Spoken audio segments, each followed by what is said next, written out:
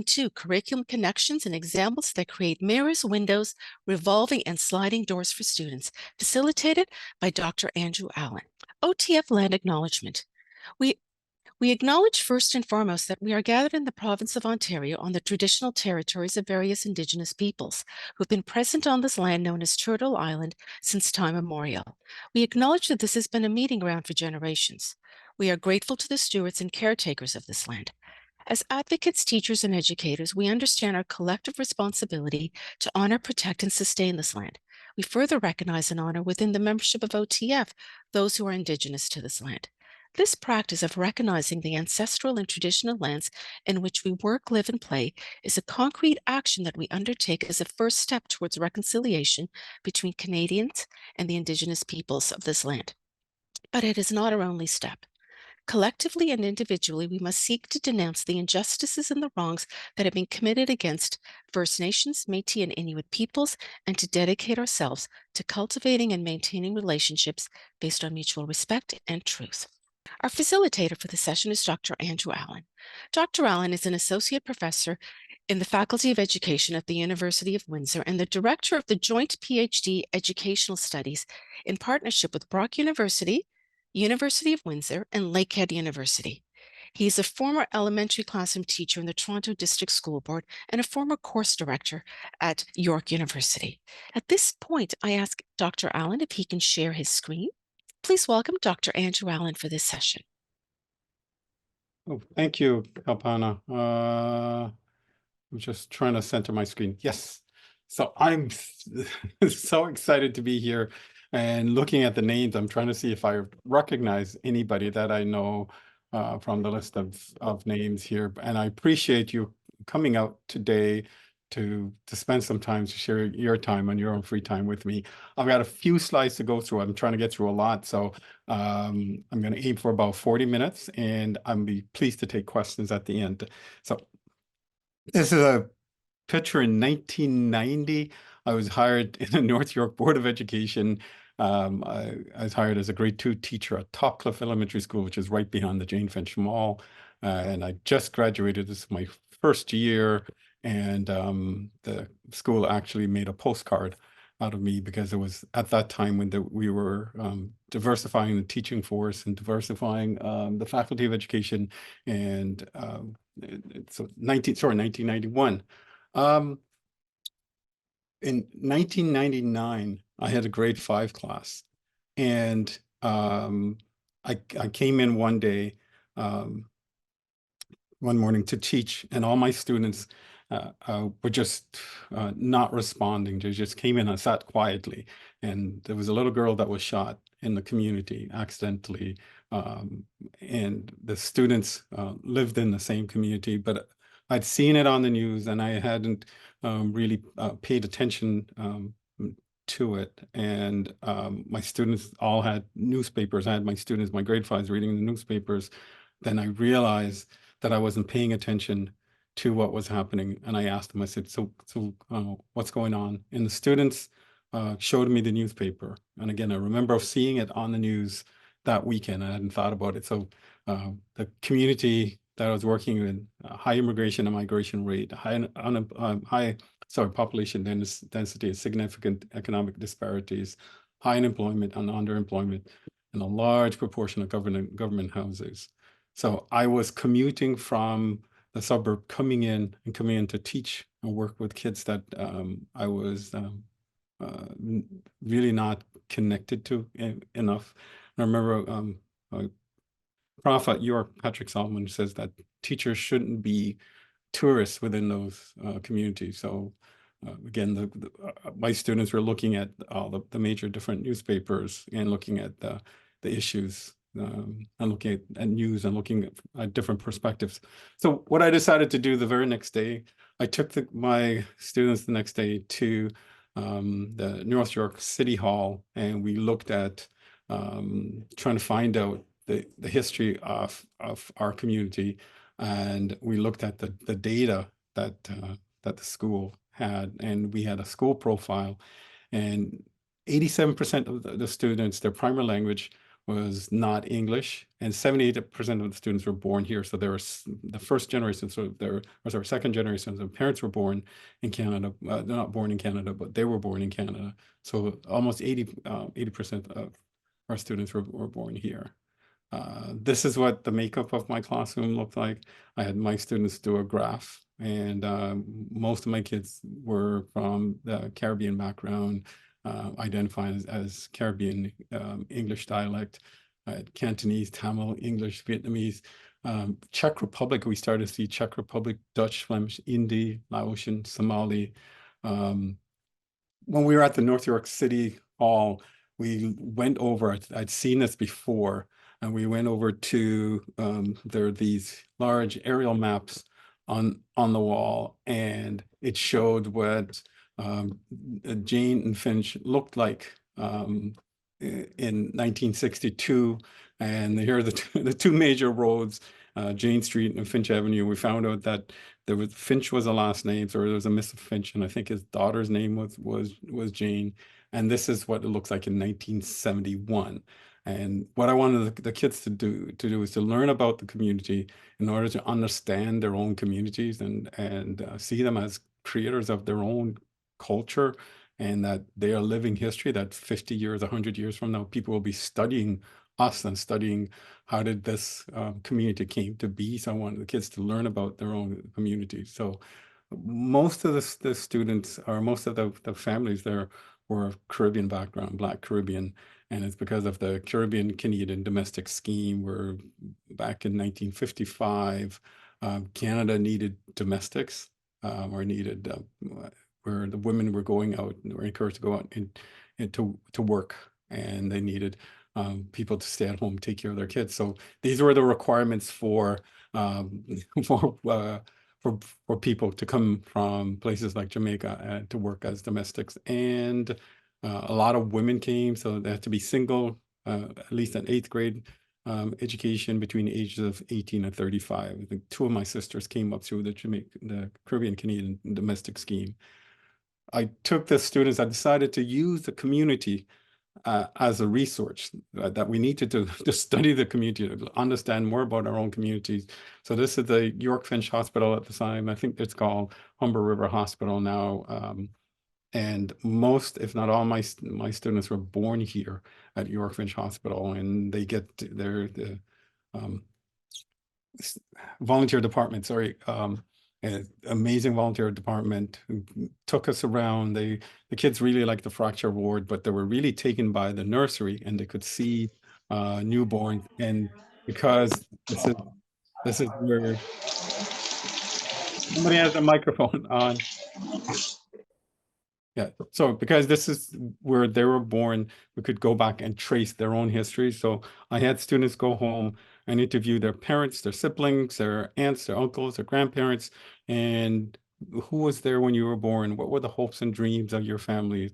And to interview the elders in the community, and that recognizing that there's a living history in this community. And I learned a lot from my students. While we had the hospital, and I just wanted to show off here that we came back and we created a classroom hospital, and the students decided to name it the Topcliffe Hospital. On every trip that we went on, my students took clipboards and pencils, and they could record whatever information. I gave them lots of paper, and then they could draw pictures, they could write, and they came back and we planned and strategized everything that they asked for. I tried to get it to them. So the volunteer department at York Finch Hospital at the time gave us x-rays and scrub shirts and lab coats and stethoscopes, and we ordered a human body kit. The kids wanted a telephone, they wanted a clock, they wanted a schedule, they wanted a bed, and we scheduled appointments, and they would input it in the computers, the old Macs back then. And this is Tanya, and she put on her scrub shirt, and then they had a schedule that we had done a nutrition unit, we'd done a health unit, and then they measured, they weighed, they checked, we got an eye chart, and they measured height, they measured weight, and we found ways of meeting the expectations of the curriculum through having the kids be actively involved. There's Kevin with doing a checkup for one of the other kids in another classroom. And then we brought teachers in, the caretakers, we got everybody involved, and everybody had to come in, and the kids were involved in collecting data and measuring and then writing about it. So we had scrub shirts, and you'll see from this picture here, we also had surgical masks. So my children, my students were wearing masks way back before COVID. And so every time I see this, I laugh because my kids were walking around in our classroom with surgical masks. My name is Andrew Allen, and I'm an associate professor, as Papana said, in the Faculty of Education at University of Windsor. This year, I've taken on the role of the director of a joint PhD program between Brock, Lakehead, and UWindsor. So I want to talk to you mostly about culturally relevant, responsive, and sustaining pedagogies, and around Emily Stiles and Peggy McIntosh's work around curriculum as windows and mirrors. And I'll talk a little bit about anti-Black racism and how that connects. So here is my own land acknowledgement. As someone of African descent, we're stolen people and stolen lands. This is traditional lands, and I want to learn more than just the names of the people. I know we have a script that we read for our university, and sometimes people mispronounce the names, and I want to know more than just the names. We're stolen through cultural genocide and even heinous crimes against children. The land was stolen through heinous crimes against children. Great harm was done, continue to be done. Stolen people were brought here, and others came, and we still face oppression. If you dig up the soil and probably cough up our blood, it's built on white supremacy, and that legacy continues today. I need to be challenged. We have an obligation to right the wrong, and to listen to voices of those who are most affected, to shed light on the truth. And my liberation as an immigrant to Canada cannot happen until we first liberate and unoppress our Indigenous brothers and sisters. And we must always seek for productive and constructive strategies for healing, restoration, and change. So a little bit of my journey. I started out in mechanical engineering. Again, I quit my job as an engineer and became a teacher at Topcliffe Elementary School, taught from grade 1 to grade 5. I worked as an engineer before becoming a teacher. I was a course director at York. I've been editor for a journal. I've used to former coordinator for an aviation program at Windsor, and I was the university's anti-racism pedagogies teaching leadership chair. And so I do coordinate an urban education program with this exact copy of the urban diversity program at York, because it's good teacher education. I run a conference for high school students. About 350 high school students in May come on campus from Toronto, Windsor, and Detroit to learn more about themselves. I also co-produce a local TV talk show, and I used to take students to Tanzania, to my teacher candidates, up to 30 teacher candidates for about 10 years to Tanzania, East Africa. So I'm going to touch on some topics here, and this is my classroom agreement from kindergarten to a PhD, that we reserve the right to pass. We're sensitive on time when we're doing our questioning. We'll use I statements. We won't piggyback on people's ideas or crosstalk. We'll direct everything to the floor. We'll create a space where we can grant amnesty. Just a little bit of highlight, and I'm moving through these as a little bit fast because I've got a few slides I want to get through, because a number of things I want to cover. So we will engage emotions, and some things that we might say might cause you to be uncomfortable, so cause discomfort, stress. You might dismiss, deny, and that as a reaction that might be manifested in silence, defensiveness, or argumentation. So what I'd ask you to do before, if you're feeling these ways before you speak, is to pay attention to your triggers and when do you get tense, and when do you feel not, and recognize that these emotions are part of learning. I believe there's an effective component to learning, and that sometimes we need to feel a little bit of discomfort as I'm a constructivist educator in order for us to move to another level. So want to start out with my philosophy of education. I love Marilyn Cochran-Smith when she says, what we need to do is prepare students. This is what education is: prepare students for satisfying work, lifelong learning, and challenges for a rapidly changing global society, recognize inequities in everyday context, and join others in challenging those inequities. And I want to start out with recognizing those inequities with some common understandings, some definitions. Most of you probably know that race, like ethnicity, is socially constructed. Race is made up, and it's used to produce and reproduce racialization, racialism, racism, and racist, and the racialized. And racialism is the false science, the pseudoscience of race, and that race, but so that's just based on phenotype. So race has no scientific validity. We are all 99.999% exactly the same. But racism is real, and racism is having access to enough power to enforce one's prejudices and one's discrimination based on phenotype, again, physical characteristics. And the objective of racism is to prevent racialized people from having access to social defined valued resources and power. And anti-Black racism in particular is policies and practices embedded in Canadian institutions, and they mirror and reflect and reinforce beliefs and attitudes and prejudice and stereotype and discrimination. But they have a unique history and experience, and it's based on the experience of enslavement and colonization here in Canada. And it's rooted in those unique experiences. And it can be direct, so how people, the mere utterance of people espouse racist views. It can be subconscious with negative attitudes that we have towards people, and it can be institutional, systemic, and we see it in attitudes and beliefs and outcomes in terms of who is promoted, who is valued, who's considered smart, and so on. So anti-racism, I love Ibram X. Kendi's work, and if you ever get a chance to read Ibram X. Kendi's work, he says anti-racism is incomplete without the understanding of healing. And he says anti-racism is love, and healers who want to remove harm and reduce the impact of violence, and people restore and repair. And so, for example, if anybody in this room, I'm confident of it, in a room with teachers, if you walked by Lake Ontario and you saw me struggling, saw me drowning, I'm sure everyone in this room would do everything in their power to save me. And I think that's who we are. So I like this understanding of anti-racism as love and healing, and that an anti-racist wants to protect, and wants to heal, and wants to remove harm and reduce the impact of violence from people are hurting. So let me move on to how that's connected to culturally relevant, responsive, and sustaining pedagogies. Gloria Ladson-Billings started in 1994 with a culturally relevant teaching of culturally relevant pedagogy. And then Geneva Gay and Geneva Gay followed up with culturally responsive pedagogies, and I'm going to break those down.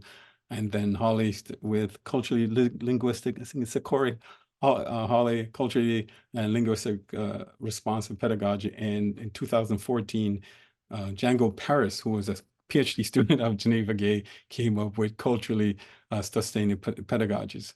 So for Gloria Ladson-Billings, she says culturally relevant pedagogy has activities relevant to the students' lives, outcomes based on teaching, authentic assessment, high expectation and responsiveness to cultural learning styles. Teachers misunderstood this over the years, and it became the same kind of the food, music, clothing, dance when people refer to culture, and they didn't look at the other aspects of culture, attitudes, beliefs, values, customs, which are more important than heroes on holidays, or just as important, or people weren't giving attention to that in the classroom. And Geneva Gay in 2000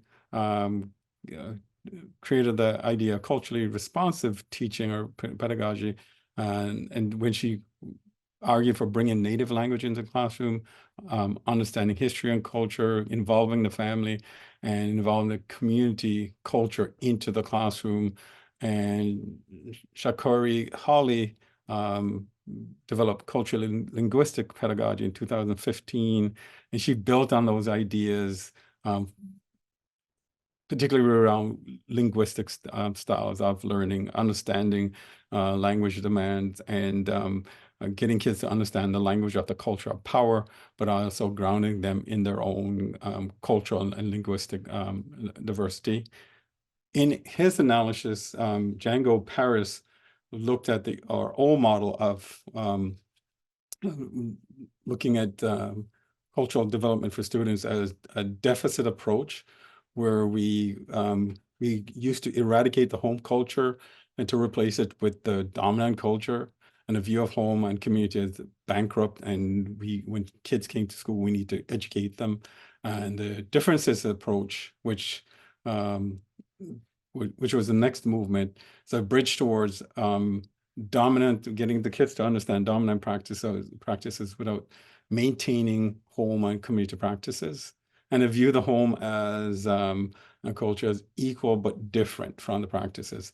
What Paris is proposing is a resource or asset-based approach, where the goal is to access the dominant practices while sustaining home and community cultures, and view the home and the community culture as resource to honor, to explore, and extend. And I look back on what I was doing, it was informed by Django Paris's work, where I was valuing who the students were, and their cultural frame of reference, and using their own communities and the knowledge keepers in their communities, and giving kids access to that, and making the information that they're learning about themselves central to what I was doing. So when the kids walked out of the classroom, they walked out learning much more about themselves. So Django Paris, he says, culturally sustaining pedagogy centers on a dynamic community languages and practices and knowledges, and see the students and community as agents of their own learning, and seek their input.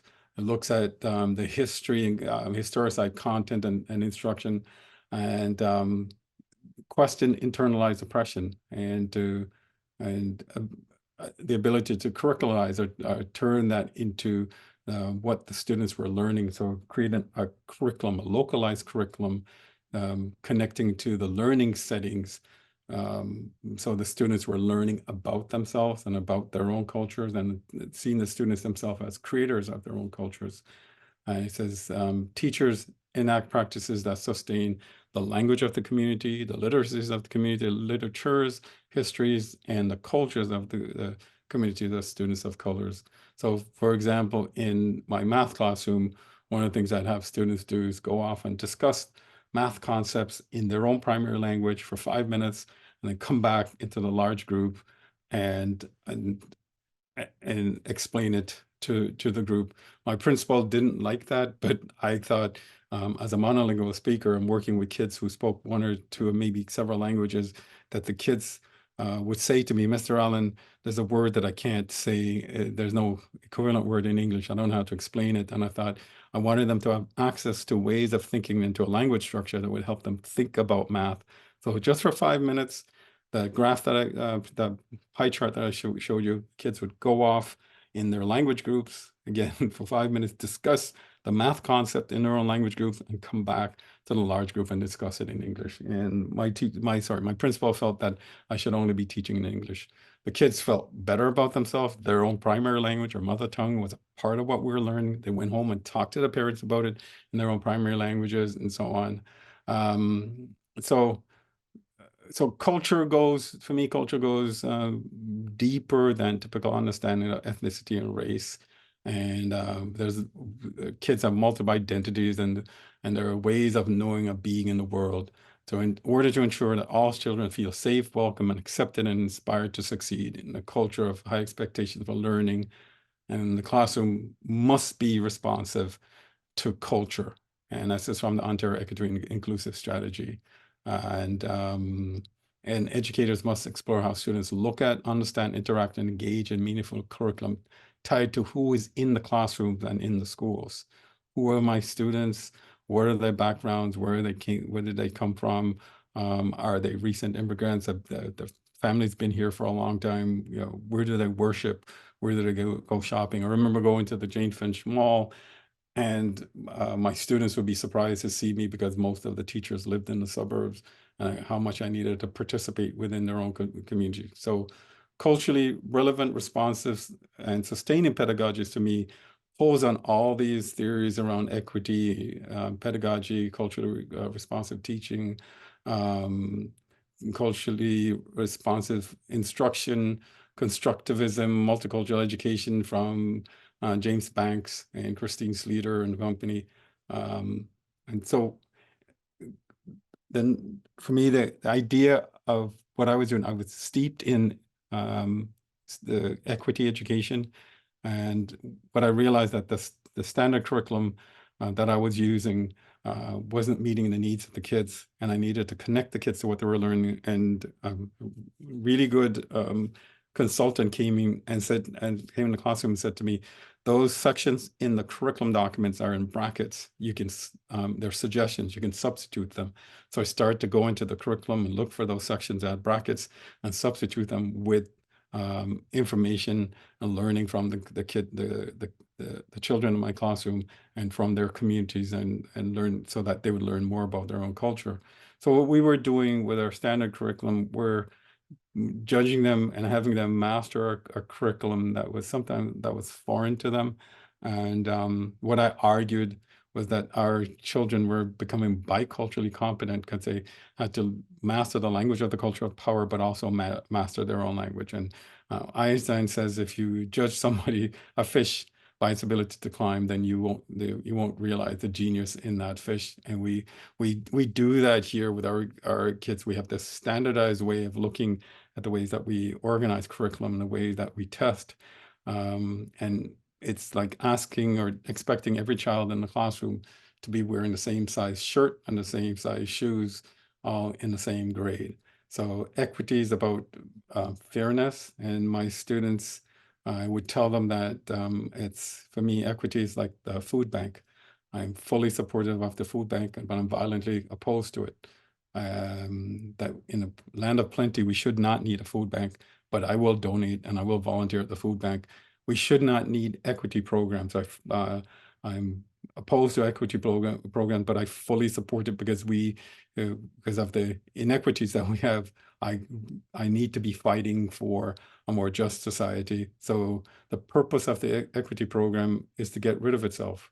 And it's very Canadian to take people aside that are struggling and to build them up so we can integrate them back into our classroom or into our society. And again, we look forward to a day where we won't need equity and social justice programs, that it will be part of what we do. And again, it's the purpose is to get rid of itself. And again, as an immigrant to this country, my liberation does not happen until we liberate our Indigenous brothers and sisters. So children who identify as smart or not smart are based on what tracks they're placed in, particularly math class, and how they're identified. And I can speak to math because I'm a math educator. I teach mathematics in our Faculty of Education. Couple of resources there. These are about 30 years ago, but they're still relevant today. This woke me up when I read Curtis Livingston Smaller's Stacking the Deck. And they say Ontario schools abuse working class children, especially from poor families. There's no other word for it. These kids are humiliated every day in schools because the schools don't connect to their culture, and we expect little from them, and that the schools are designed for failure.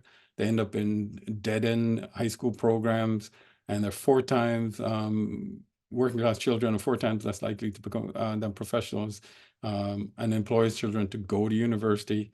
And 22 years later, in 2014, they moved.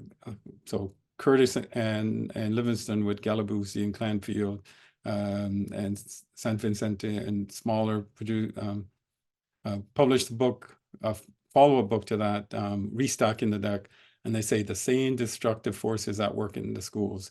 They're still based on class, race, gender, and imputed special needs and bring with them substantially discriminatory treatment. It hurts poor and racialized students. And that's what I was fighting against. So here are some things that I did. After I have my students analyze our community, learn more about the history and the sociology of their own community. I have students construct graphs showing periods of increased migration of different people. And so we started with African people and analyzed the graphs of people of highest immigration. So again, we looked back to the Canadian Caribbean domestic scheme, reasons for high immigration, migration, reasons for low migration, and where are the countries where most people are coming from. So when I landed here in 1980, my family came here. There were a lot of Jamaicans in Toronto, and I didn't understand. So now give the kids a context so they understand their communities. The communities have evolved now. Those communities have changed based on those immigration patterns. And I love to see kids studying about that and comparing the experiences between different periods. Another thing that I did with students every year, and students have them sit in a circle, and I did this particularly in the first week of school, have them take off one shoe, throw it in the middle, and then we started sorting the shoes. And I would just say, you come up with the rules for sorting. What's one way of sorting your shoes? What's another way of sorting your shoes? So they sort by size, color, brand, fasteners, and then they start looking inside the shoes and see where they were made. Out of 28 students in my class, 27 shoes were made in China. So then the students had questions themselves. So I showed them where to look, but not what to see. And I didn't prompt any of those questions, have those questions come up, have the students ask those questions. So have them write letters to shoemakers. I had them write letters to folks that they identified in the local and provincial and federal government. So we also looked at books in our classroom and to see who was represented and who wasn't represented. And I was surprised, even the books that I had selected, and we sorted books in the same way. And I just threw the books and all the books off the shelves and say, let's sort them. And we sort them by gender, but just kids came up with their own rules for sorting. And one of the kids, we recognized that if the main character was a boy and he had a pet, it was a dog, and a girl, and she had a pet, it was a cat. And I was learning so much more from them by getting them to explore their own world and looking at children's literature. And so that ended up becoming my master's thesis, where I looked at children's literature. So going back to the shoe exercise, we looked at peer pressure for social studies, examine want and needs, production costs of sneakers, questionable manufacturing practices, social responsibility, empathy, Canada's trading partners, how shoes are manufactured and imported, when they give away one shoe free if you buy one shoe, how it kills the shoe industries in those countries. And then so they would write letters to publishers, and we'd go down to the library and we got involved in purchasing and selecting books for the library. So I believe elementary education is just that, elementary. And the root word of elementary is element, where you break everything down to the smallest possible component. So I'm exposing kids to the effects of the real world, but in a controlled environment. One day when we'd finished our publishing, my kids published their own books, and I laminated the covers. The kids had several, if you've done a publishing center, the kids worked on several drafts. They illustrated, they created the title page, cover page above the author. One day we were taking our books down to the library to share it with the librarian, and one of my little girls, Andrea, said, "Oh, I need to go back and write." And I said to her, we're leaving right now. You can't go back, start writing. And she says, well, there are too many stories about boys. I want to write a story about a girl now. And this came out of our exercise of looking at the pattern of who's represented and who's not, and who are the main characters, and whether or not kids see themselves. Moving forward. And I came across some studies on playing with blocks, and Lego has commissioned studies looking at how playing with blocks develop mathematical concepts. And as a math educator, you're looking at proportion, size, measurement, and being able to see three dimensions. So my teacher candidates, when they come to me every year, I can tell those who had blocks when they were kids, and how when we started using base-type blocks, attribute blocks, pattern blocks, and so on, and it develops math concepts. So I try to make sure that my girls were in the block center, using the blocks, playing with the blocks, and constructing with blocks. Couple of good resources that I suggest that you get for elementary: Math That Matters by David Stalker. And if you click, I will come back to this. You scan the QR code, you'll get a free copy of book one. That's my price range. And I'll come back to it so that you can scan it again. And it does there's activities. I'm not sure if it's this book or the second book, Rethinking Math, where it demonstrates, gives you ideas of demonstrating equity to very young children so that they can act it out. And so Rethinking Mathematics book one and book two that I've used with my teacher candidates, and as full with activities like that. What I like in Rethinking Mathematics, there's an article by Evelyn Frankenstein, and she talks about that what we want students to do is to use math to potentially change the world, to understand math, understand the mathematics of politics, understand the politics of mathematical knowledge, and understand the politics of knowledge. So for example, they talk about the Real Barbie project. If you go online, search it up, where the kids measure the dimensions of Barbie doll, and they measure the dimensions of real human beings, and raises question. The questions will come out. So I've done this with kids. The questions come out why. Kids will come up with their own questions. Why the Barbie dolls not realistic proportions? And I get them to explore it. I never give them the answers. I get them to explore it. Another activity is a typical question in math. John and Susie went to the store to buy candy. They have $10 and the candy is $5. How much change is left? And so there's some hidden curriculum here. The normalized names of John and Susie, the normalized behavior, going to the store and buy candy, and consumerism, unhealthy eating. So here's another way posing that question, because it's just a double digit minus single digit, 10 minus 5, and a sweatshop worker in Taiwan earns $10 per week. If rent is $5 per week, how much money does he or she have left for food and other necessities? And you could come up with a name for the sweatshop worker. Van is a sweatshop worker. And so you use names that reflect the kids in your classroom so they feel a part of the curriculum.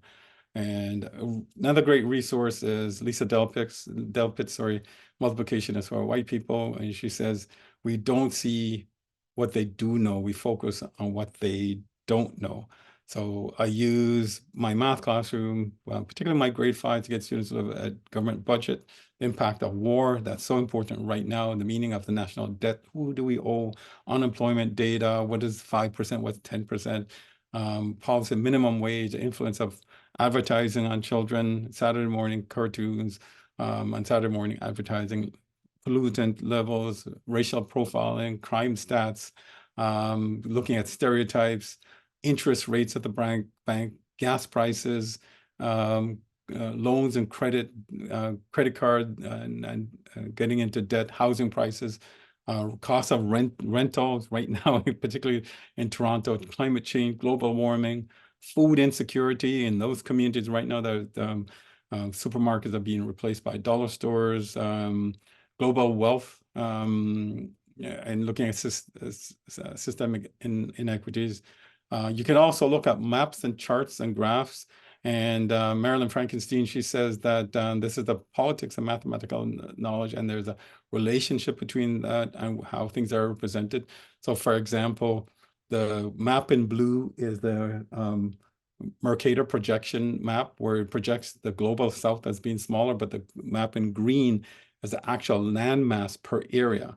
So we've been looking at a map that minoritizes the global south. Now, if you look at Greenland, it looks like it's almost the size of the continent of Africa, but here's the landmass, and this is the Gall-Peters projection. So I've presented this to my grade 5 students. I have them analyze this and examine that, and they quite like that animation. So as of November 15, 2022, these are the proportions of people on the planet, and each color is about 1 billion. And I had the previous map before this, so the kids could see where do everybody live. So you're looking at our entire Turtle Island, Central America, South America, and Greenland is just 1 billion, while the continent of Africa is 1.4 billion.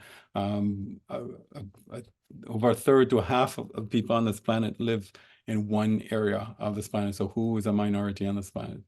So Ron DeSantis, the governor of Florida, said math about getting the right or wrong answer. And no, these are people who shouldn't be talking about math. And he says it has nothing to do with anything else. So I get my teacher candidates now to challenge all of that. So math has been used to normalize racism and marginalize as it controls knowledge, and an anti-racist approach to math education makes visible its historical roots. So, for example, there's no such thing as black on black crime, because crimes happen in people's own communities. Certain racial groups are targeted, and there's data to show that. And racialized students are targeted more. Black youth are not committing most Black youth are committing all the crimes. So there's a website, colorlines.com. The whole notion of cancel culture used to be call out culture, and it's been used now as a way for people to victimize themselves. Is how you're trying to cancel me, where people don't want to be called out. And although folks are proud to be warriors, when I hear in the media where they talk about social justice warrior, what they're trying to do is say that we're overzealous and we can't separate ourselves long enough to be able to be objective. And when people say freedom of speech, they're not talking freedom as in liberty, they're talking freedom from consequences. I'm going to start wrapping up, Kalpana. I've got a few slides to get through. So there's a direct link between the historical practices that's limited and denied Black people's access to power and situation, and racialized people access. Oh, I got that twice. Where am I going?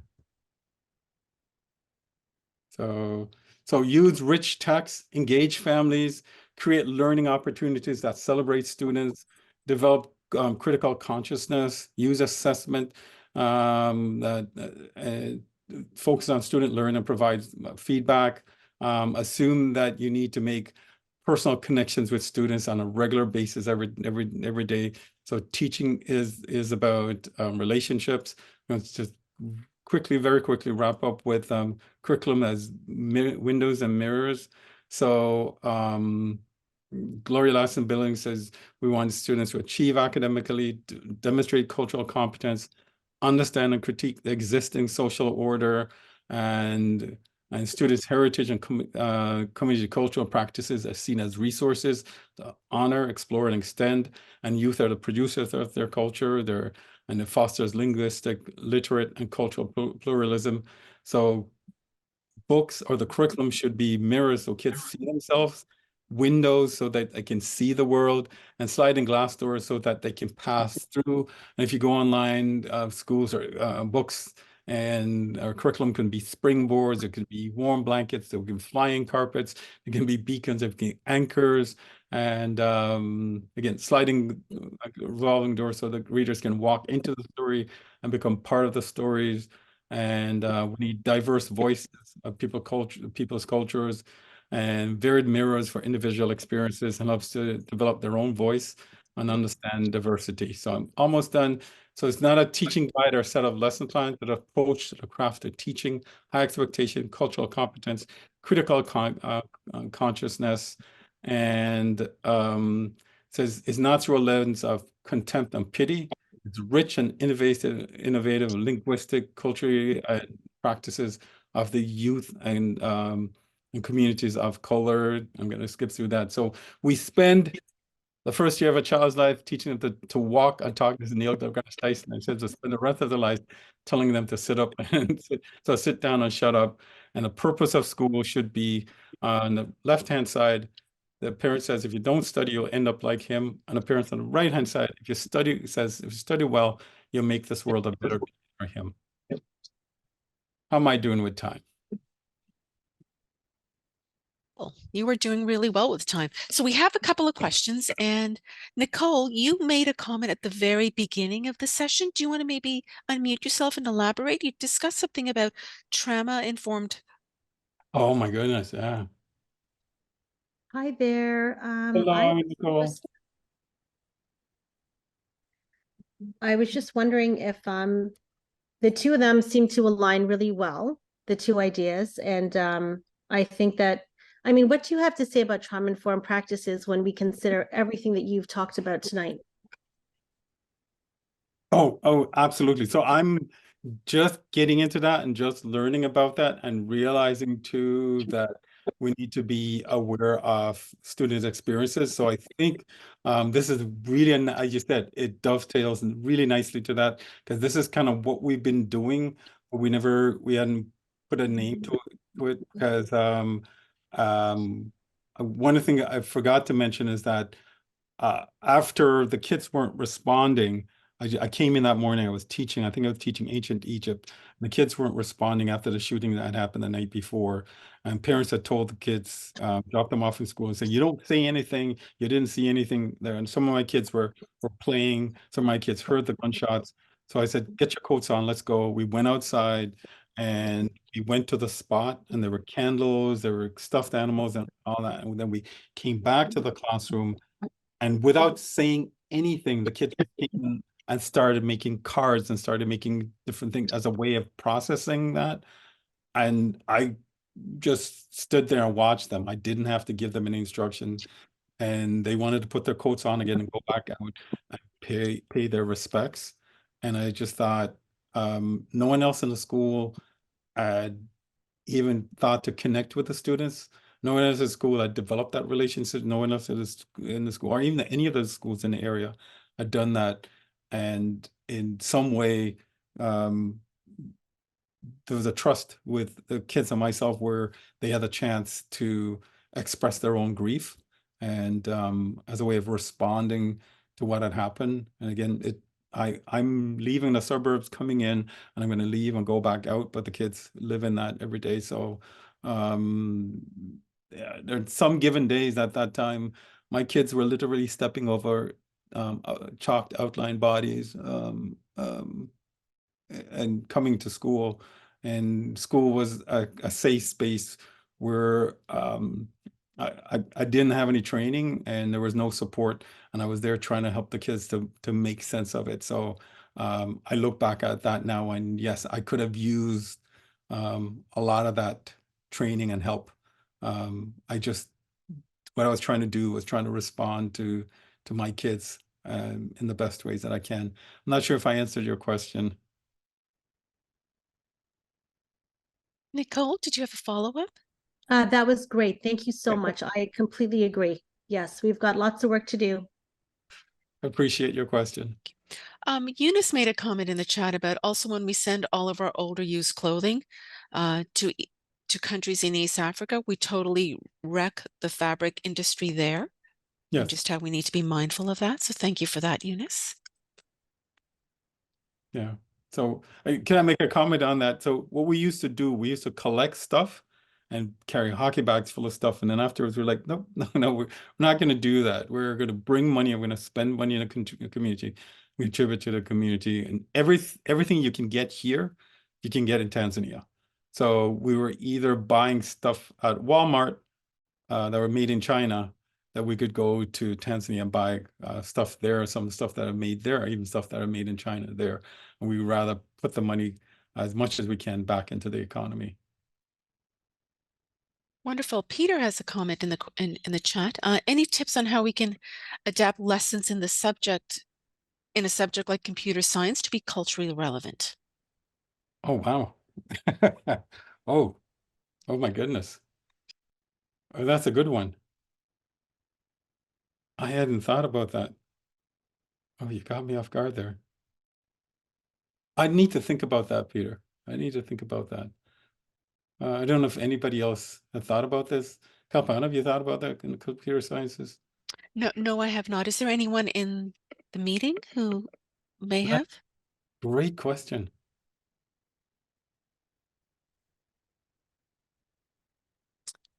You know, you've got me thinking now. So Kit actually pointed out that I wonder, oh, the chat is moving along here. So Kit said, I wonder about exploring aspects of coding and racial profiling. Oh my goodness. Oh yeah. Oh yeah. And or how Bill Gates is going to the Cameroons and introducing kids in the Cameroons, brand new kids to coding because they don't have the same paradigms as we do. And they're finding out that the kids there are solving problems that our kids wouldn't be able to solve because we have a way of thinking about computers. But if you find kids who've never seen computers before, and they've got to go into the far rural communities because most of the kids all over the country have seen it. But it's not done in a way to help the kids. It's exploitative and trying to use the resources of the kids. And oftentimes the kids themselves don't benefit from that. So that's one way. And Campana, you said the coding as a way of Coding analyzing. and racial profiling. Someone Yep. else wrote down that it's about digital divide, the e-waste, and then someone discussed bias in artificial intelligence. Wow. I come to do a workshop and I hear I'm learning. It's wonderful. Yeah, Does thanks. anyone who's made any of those comments want to share some of their opinions on, the bias around artificial intelligence, for example? Yeah, I wrote that one. I just wanted to share because when we use images in artificial intelligence, it's all white images, and so and artificial intelligence is being used more and more in terms of hiring practices and so it's so important that there is more representation when we're talking about the digital field. Yeah, and I know that I've questioned artificial intelligence. I don't think there's any such thing. I think it's mimicry of intelligence because what these computers are just super fast, retrieval mechanisms. And a computer can't imagine the future. It can only retrieve whatever's in there. And so I know in the early stages of development of AI, it came up with very racist, biased opinions or information simply because it's just retrieving what's out there, and so I think it will always be affected by our own bias because again, it's a retrieval mechanism. Yeah, again, there's no such thing to me as artificial intelligence. I don't think super fast memory or recall of every information on the net is intelligent. It's just a retrieval mechanism. Wonderful, thank you. We have Teresa who sort of said she'd like to share about AI on cars and e-waste. So Teresa, go ahead. Hi, first of all, like amazing presentation. Just everything that I'm doing right now just is like summed up in your presentation. Interesting enough, my students were talking about mathematics and generating that as our driving force to understand about social science. And it was them that discussed about like e-waste and how was it used in Canada and Ontario, but also how e-waste is looked at across the world. So that's one way that we looked at the e-waste of how it's being brought against all different countries. And then I found EI very interesting because one of my students was talking about that they saw like a research or something like that. And they're grade 7 students, so they're very into technology. But we were talking about how cameras were on the vehicles originally when they were doing like the self-driving cars weren't recognizing people of color because the only the only person that they were using Yeah. were Yeah. very white skinned Yeah. people, and so the cameras weren't actually I don't want to say it in a bad way, but like I don't know how to say, but they were missing the people like as objects and not actually people. So I think that's interesting, the demographics of who they're using when they're testing their products. If you ever go back to old classroom photos when they were black and white, and those of us like myself that just wouldn't show up, and I don't know if anybody's seen that or if you try to copy it and so on, and they can set the filter so that they either set it too high or too low, but it's set towards one particular skin tone, or so anybody and you look back at the old photos, and there are ways in which they can set it where it can highlight all kinds of flesh tones. So that's interesting how it's very similar to how cameras were used on right, vehicles today. right. So if you set it for what it identifies as skin tone and recognize as a person. Wonderful. We have someone said conduct surveys on representation of people in computer science. Amy watched a recent PBS show called Coded Bias, which talks about racial profiling and other concerns around AI. And then Peter provides some really great examples. Peter, I don't know if you want to unmute yourself and maybe share some of those examples.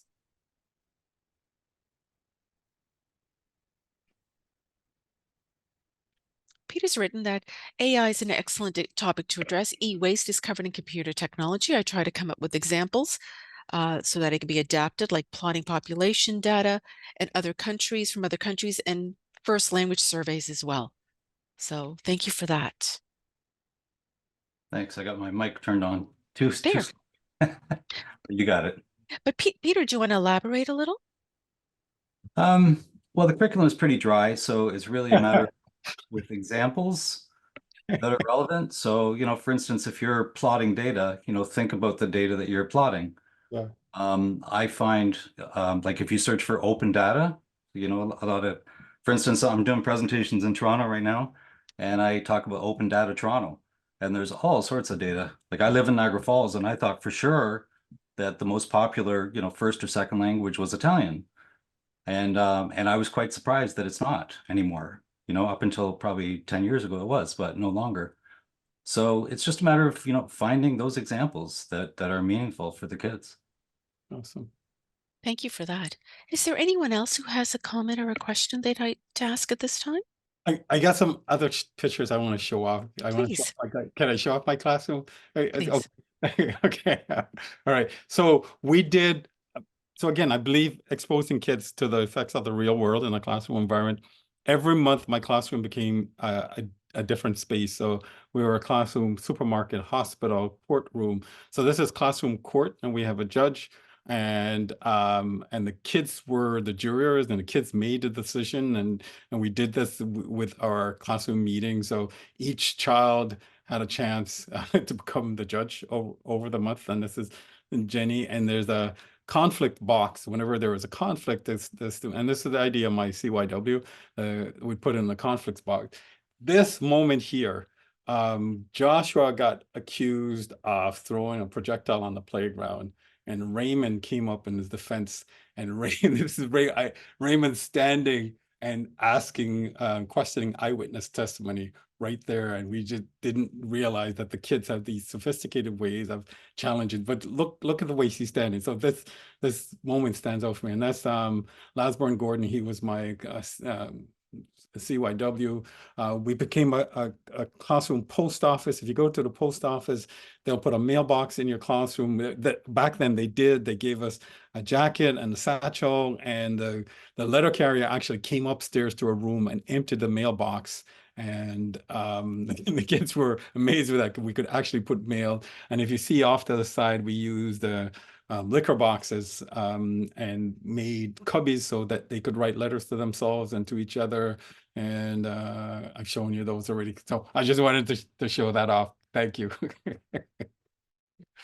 So at this point, I want to thank Dr. Allen for joining us today. In the next couple of weeks, you're going to find your email will be sent links to an evaluation form You'll also get other resources. So I've been jotting down all the resources everyone's been placing in the chat. So I've got those, and those will be sent to you as well. And you'll also have a link to the archived version of this webinar and much, much more. Our next webinar is Thursday, January the 25th, 2024 at 4:30 p.m., creating a ripple of well-being, supporting our collective well-being as teachers with Kathleen Lane, and she's the program director at Well at Work. At this point, I'd like to thank Dr. Allen for taking the time to join us this evening and everyone else who joined us for this session. Thank you for taking time of your very, very busy days to join us. Have a wonderful evening and hope to see you soon. Take good care.